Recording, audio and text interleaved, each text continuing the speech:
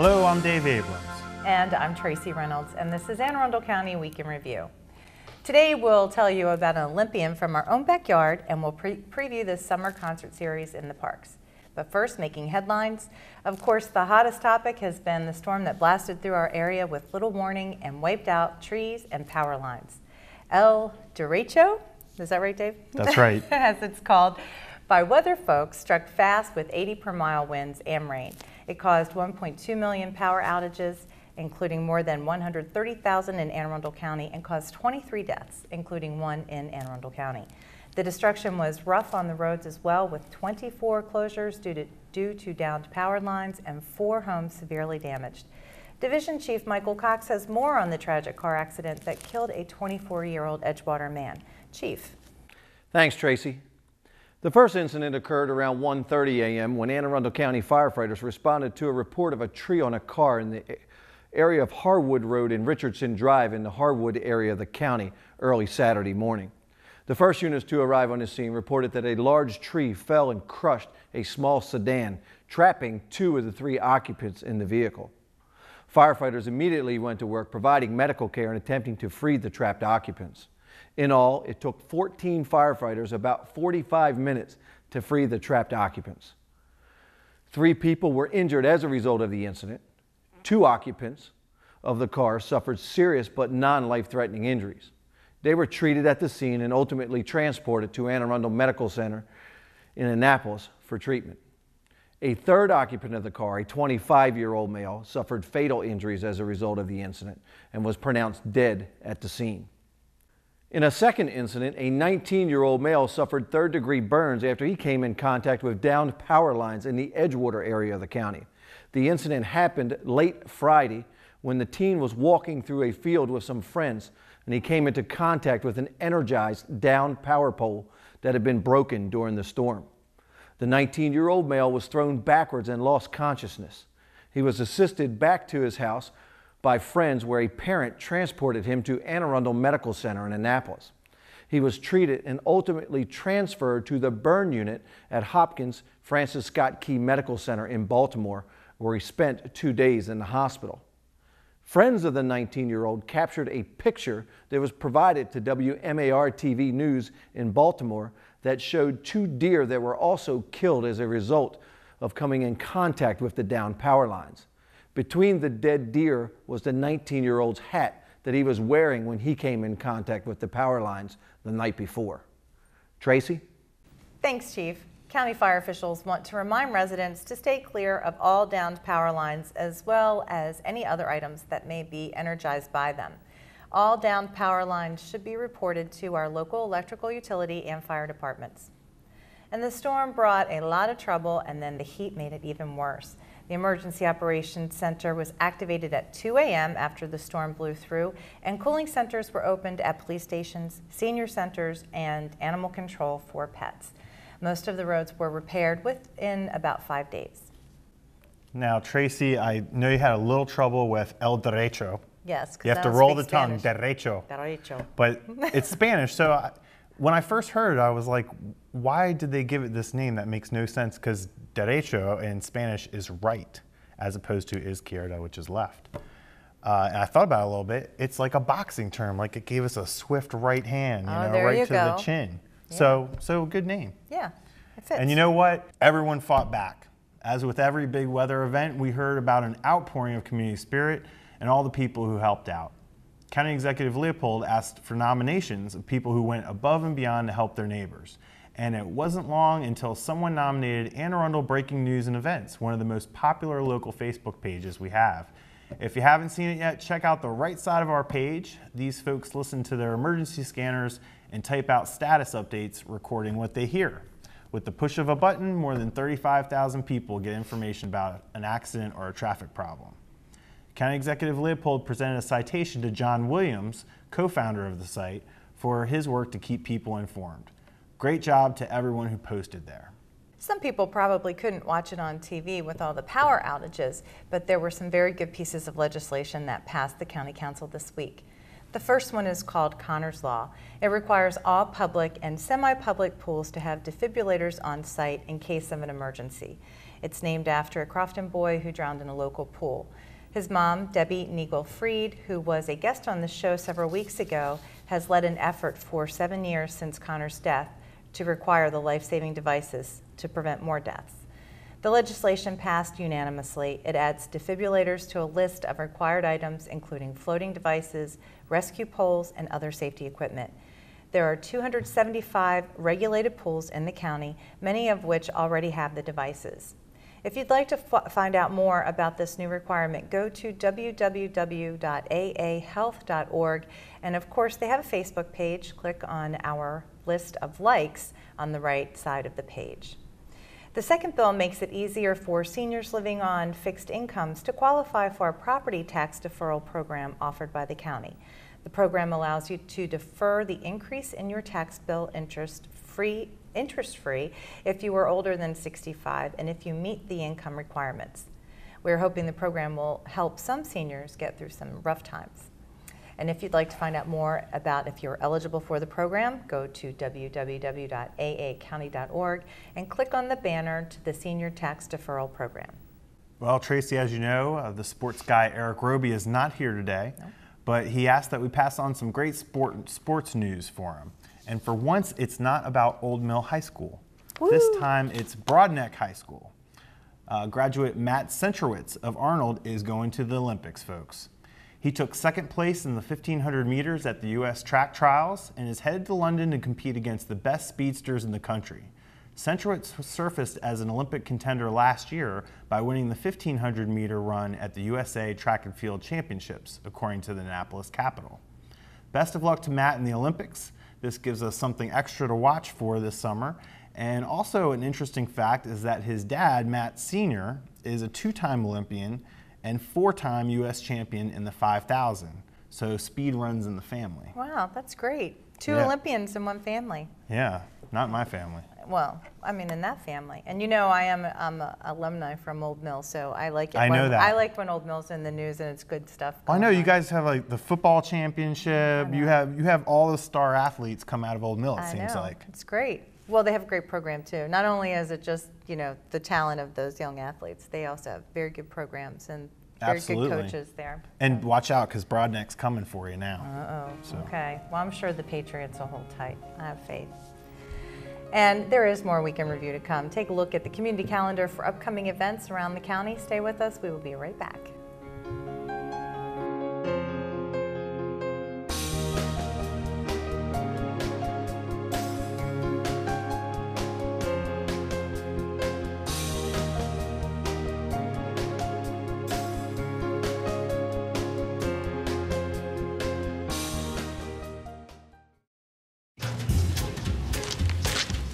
Really?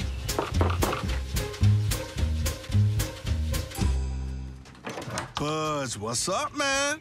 You left some leaves burning out here. Yeah, I just came in just for a second. Come on, man. If it's too hot to touch, it's too hot to leave. You could torch the whole neighborhood. It's a good point there, Smokey.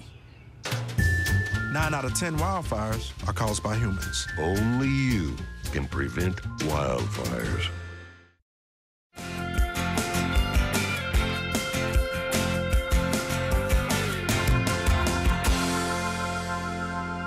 Welcome back. In this week's Police Beat, Sergeant Tracy Morgan is filling in for Chustin Mulcahy with information about 2 recent robberies. Sergeant. When the officers were dispatched to the scene, they were advised that there were 2 black males physically fighting with one of the store clerks, and that there was a burgundy vehicle in the parking lot that was related to the incident. Upon arrival, the officers were informed that one of the suspects had walked inside the Royal Farm store and immediately began assaulting the store clerk. The suspect was able to drag the clerk out of the store and into the parking lot while being assisted by a second suspect. Once in the parking lot, the assault continued.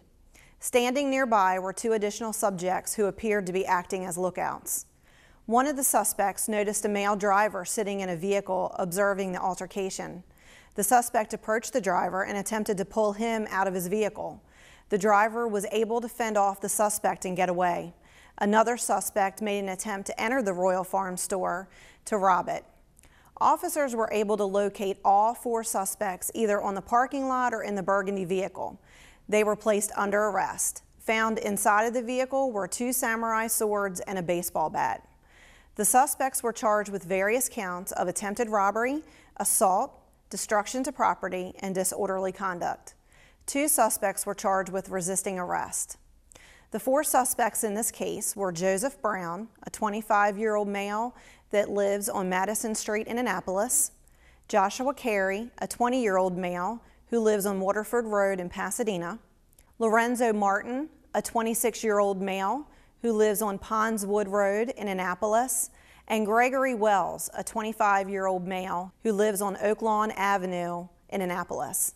And now for our second story.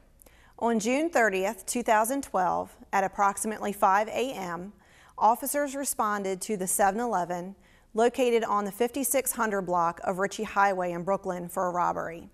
2 suspects entered the store, displayed weapons, and robbed the store, taking cash and products. The suspects fled the scene on foot. Officers canvassed the area, but they were unable to locate the suspects. The suspects were described as black males, both wearing masks. Also, both subjects were armed. If you have information on any crimes or suspects mentioned on the show, please call, email, or text your tip to Metro Crime Stoppers hotline, available 24 hours a day, toll-free at 1-866-7-LOCK-UP, or text MCS plus your message to crimes 274637. You can also visit the website at www.metrocrimestoppers.net. Phone calls are not recorded and callers remain anonymous. You may also be eligible for a cash reward of up to $2,000. Back to you. Thanks, Sarge. Hopefully someone has information about that robbery in Brooklyn Park and they'll come forward. In this week's Community Spotlight, Mark Chang is in Severn for information about Queenstown Day. Mark. Thanks to both of you in the studio. I'm over at the Queenstown Community, and we're going to talk about the annual Queenstown Community Day that's going to be coming up right over here in Severn. It's a great community, and with me I have the wonderful ladies of the Severn Improvement Association, and they're very, very strong leaders over in this area of Severn. And first of all, I want to start off with Miss Linda Smoot, who is the president of the Severn Improvement Association, and always great to see you out in the community, Miss Linda. Could you tell the viewers out there in the county about the Severn Improvement Association? Well, the Severn Improvement Association has been in existence for 53 years. We are very active in this community. A lot of things, if you look around the community, a lot of changes have come through with the help of the Severn Improvement Association. Great. And one of the big events you hold is Queenstown Day, correct? Yes, Queenstown Day is coming up. It's the second Saturday of July. Okay, great. And what's the overall purpose for the Queenstown Day? Oh, it's like a big family reunion. Everybody comes together and just kind of have a good time that day, enjoying each other's company and the festivities, good music and everything like that. Okay, great. Well, thanks a lot, Miss Linda. And we have Miss Donna Belt. Always great to see you. You're always everywhere in the community. Everything from working with our seniors to the youth and emergency response team and all that. So really appreciate all that you do, Miss Donna. Could you tell the viewers out there when is Queenstown Day and the times and all that? Well, Queenstown Day is always held on the second weekend in July. This year it will be on July 14th. Right here at Queenstown Park, starting at 11 a.m., and the activities will run until 6 p.m. Okay? And I just want to make sure that you understand that this is Queenstown, Severn, Maryland community. Yeah, don't go to Eastern Shore. Yeah, no tolls to get here, right? Right, right. And did you know, Mr. Chang, that the Severn Improvement Association has sponsored Queenstown for over 20 years? That's wonderful. Yeah, 2 decades of community service. So let me ask you this: do you need any volunteers or any help from the community? Well, we always need volunteers. Right. You know, we have prep work before the Queenstown Day, and also after Queenstown Day. Okay. You know, to come back and join us at the end of the festivities to help clean up the community and the park here. Great. Well, now that you got the viewers' attention about getting some commitments out there, what's a contact, the email, telephone number? Okay, I'm going to let my president of the Severn Improvement Association provide that information. Okay. All right, that works. Okay. Well, I'll tell you what, Jessica, and there's a ton of activities that are going to be happening that day. And could you tell us about that? Yes, we actually begin our day on Friday, July the 13th with a Gospel Fest at Metropolitan United Methodist Church. Begins at 6:30. This year our emphasis is on the youth, so we will have the youth choir from St. Mark, a lot of liturgical dancers, and then our guest speakers will be the Baltimore group will be the Baltimore Connections. Okay. So we're looking forward to Gospel Fest. After that, then on Saturday, we begin our day at 11 o'clock right here at the park with our Miss Queenstown contest. And this year we have 2 contestants. One is a 5-year-old little girl named Janelle Akamani, and also 6-year-old Madison Braswell. The girls try to raise money to support the Severn Improvement Association, and then the girl who has the most money wins. After the crowning, we then have our parade. It begins at 4:30, Queenstown Road. We have lots of marching bands and different groups with cars, classic cars and antique cars, trucks and so forth. And we have 2 attractions this year. One, the Warriors of Grace karate group will be in the parade, and the reigning Miss Cherry Blossom Queen, who is a local resident here in our community. Her name is Taylor Barfield. So we're looking forward to a wonderful day.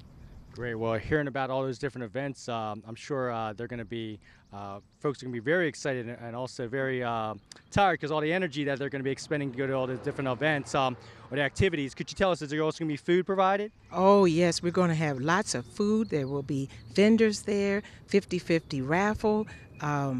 We have a music. The music will be provided with a DJ, and we have a special group known as Poetic Justice that will be performing. Okay, well, that's very, very exciting. And then going back to you, Miss Linda, for folks out there who want to be part of the Severn Improvement Association or get involved in community, the Queenstown Community Day, do you have contact information for them? You can always stop by at the Severn Improvement Association headquarters and just leave some information there, or you can call me, Linda Smoot, at 443-326-5600, or you can get in touch with our Secretary, Jessica Snipes. Right. Okay. And we're at 410-787-1444. Or they can email us at severimpinc@yahoo.com. Great, great. Well, I'm glad you let them know about the information because a lot of activities, a lot of great things you all do. So I know you're always looking for extra hands to help you out in the community. Yes, so, well, that's great. Well, over here I also have Miss Phyllis Queen Matthews, a longtime member of the community, and I understand you also went to school out here in the community over Rosenwald School. Yes, I was born and raised in this community. I've been here just about all my life. And the community was named after my ancestors. So come out and join us on July 14th for Queenstown Day. Our elected officials, vendors, we have lots of food, lots of fellowship, and we have a lovely time on that day. So you can really stop with us on Friday evening with the Gospel Fest, but enjoy us all day Saturday. It's just a lovely time we have. And this is a lovely community to be a part of. I wouldn't trade it for anything. All right, amen to that, absolutely. Well said, Miss Phyllis Queen Matthews and Miss Donna, Miss Jessica, Miss Linda. Well, thanks a lot for all that you all do for the community. You are a great partner to Anne Arundel County as far as everyday quality of life and just making this area of Severn such a great place. So it's a wonderful event. Please mark your calendars for Saturday, July 14th. A lot of fun, a lot of people, a lot of fellowship, as these ladies have said. So please mark your calendars, and we will see you out there. Reporting from Queenstown Community over in Severn, back to you in the studio. Thank you, Mark. All these singers on American Idol and The Voice and America's Got Talent, they have got nothing on gospel singers. Sounds like a great event.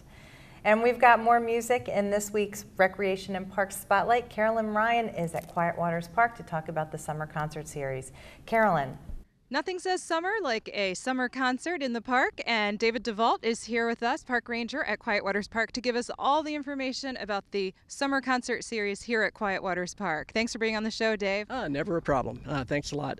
Yeah, we do have the concert series coming up in just a little more than a week. We've got concerts here at the park every Saturday in July and August. And the first one we've got up is on July 7th, and that's night and day. It's a big band that'll be playing here, and that starts at 6 o'clock and goes until 8 o'clock. And just wanted to let everyone know it is free to enter on those days for the event, and we hope people can make it out. We've got pit boys who will have food and drink here. We've got lawn seating, as you can see, and we're looking forward to another great season. Great, great. That's a favorite for a lot of people in Anne Arundel County to come out to the concerts. And you've got some other things going on here at Quiet Waters Park. Tell us a little bit about those. Okay, there's actually a ton of stuff going on. One of the ones that comes to mind is we have an open house on August 29th. I believe that's a Wednesday from 4 to 7. That'll be at the Blue Heron Center, but that's promoting the Blue Heron Center and all the activities that people can rent it for. So that's coming up soon. We also have the art galleries. That's another thing that people might come out for. And right now we've got the Maryland Pastel Society in there, but every 6 weeks it does change. So there's always new stuff being added. Also, we've got ASO after the concert series. I believe that's on September 2nd they'll be here. And once again, that's another free concert that'll be here. And we're looking forward to that. It's always a very popular thing. Great, great. Well, we will put up a list of all the concerts and the dates and everything. But yes, the Annapolis Symphony Orchestra is definitely a big favorite of everybody to come out to kind of wrap up the season. Now, you've also got some, I believe, very popular composting demonstrations. Yes, and once again, check for the dates and times online, but they run pretty much from the spring until the fall, I believe until early November, but that's hosted by the Anne Arundel County Master Gardeners, and they'll be here for that, and they'll be teaching people everything they need to know about composting, and they also give to participants a free compost bin, so that's a nice little feature they provide too. Great. So a little something for everybody here at Quiet Waters Park. For more information on the concert series and all the events here at Quiet Waters Park, you can go to our website, www.aacounty.org/recparks. When you go under the parks, you can find Quiet Waters Park. So we're looking forward to a great summer here at Quiet Waters. Hope you all have a great summer too. Come on out to the park. Back to you in the studio. Thanks, Carolyn. I've been to the concerts at Downs Park, and they are a nice way to spend an evening outside and listen to music. And the price, which is free, is right on the money, right? And that works for me because I'm trying to save, so free's good. We love free. And speaking of free, what did you do for the 4th of July? Did you spend money or did you watch fireworks for free? Well, I actually stayed home because I had to work today, but I can see fireworks from almost every direction on my deck, because there's some people that live on Rock Creek that put off a very nice little display, and then there's some people in Stony Creek that put off a nice little display. And if I were to walk down to the community beach, I could actually see the Annapolis fireworks and the city fireworks. So I'm in a really good location. I can just look just about anywhere and see stuff. Yeah, same here. My neighborhood goes all out for 4th of July, and we have some waterfront homes nearby as well, and there's 2 or 3 of them that do a display. So it was really a nice time. It was good after a week of power outages and heat and all that stuff for everybody to just hang out on their porches and have a good time. So we enjoyed it a lot, and once again the price was right, and we didn't have to beat the crowd. So that's right, free and close to air conditioning, so I could go in and out. Absolutely. Absolutely. Well, before we go, we want to thank local businesses in Glen Burnie for donating flower baskets to beautify Glen Burnie Town Center. And Chuck, if we could get a live shot outside the studio for this. Rodney Gott, a county landscaper, installed the hanging baskets for us, and they look really great. Now you can just tell guests if they're going to come on the show to head down B&A Boulevard and look for the hanging baskets. Yep. So thanks for all the local businesses for helping out. It's also, I have to plug the local chamber too. The Glen Burnie Chamber of Commerce was also involved in that, and some other volunteers. And they're actually, I think, once they get these plants to kind of take and make sure that they're not going to die in the heat, they want to expand it and get some more in there, and also expand it to other town centers and have something where the local businesses and chambers will work together to beautify their town center. It's always nice when, I talked to someone on the phone today we were getting ready to celebrate this new Connors Law at a local pool, and I heard about this pool in the newspaper that they didn't have defibrillators. And I called them up, and sure enough, already someone had read in the paper, and a local dentist donated a defibrillator to the pool. And you see these beautification efforts, and the residents and the businesses come together and do it themselves. It's just really nice to see how people come out and help their community in this county. They care, and they have a lot of pride in their community, and even in hard times, it's nice that people do something good and give back a little bit like that. Like you do when you come and host Week in Review with me. Yeah. And maybe we'll let Eric come back next week. But folks, you're gonna have to tune in and see next week. That wraps up this week of Week in Review. You can watch this episode online anytime at www.aacounty.org. Archived episodes are available at blip.tv and YouTube. You can also subscribe to free video podcasts at iTunes or like us on Facebook at Arundel TV. Please tune in again next week for more highlights and news from around the county.